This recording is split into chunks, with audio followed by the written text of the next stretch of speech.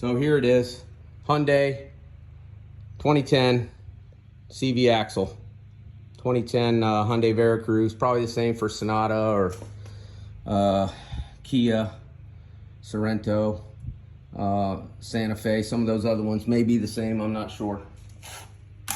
But here's the issue. Went to replace my wife's alternator again because it's under recall, but they still were giving us a hard time about fixing it. So here we are. Output shaft from the transaxle is a male. Female side of the CV axle, female.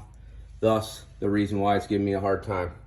Had to make a slide hammer out of vice grips, which you could do with all thread and thread that in to the vice grips, or I just welded two long pieces of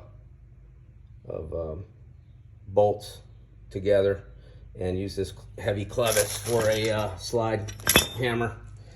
There's any number of ways you can do that. A head off of a 2-pound sledge, 3-pound sledge with no handle or something, or a weight from your weight set, or any number of things that you might be able to figure out.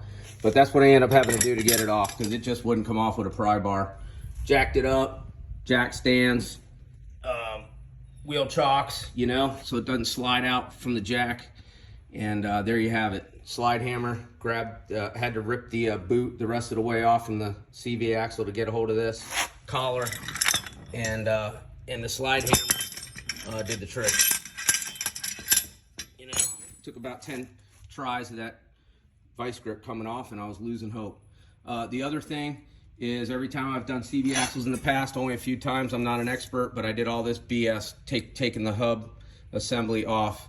I watched another video with a woman that's a mechanic, and she took that nut off and loosened up these two bolts underneath here, and she took the ball joint loose from this assembly, from this A-arm here, and was able to just turn the wheel and get this tied back out of the way without taking all this stuff apart.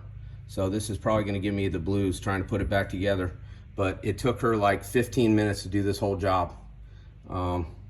So take those 3 bolts loose, take the ball joint out of the A-arm, and that won't mess up your alignment in any way, and easier to get this off. Of course, if you had a lift, that would make it real easy. All right, in under 3 minutes, I got to tell you a little bit about the A-arm and how to get this CV axle out.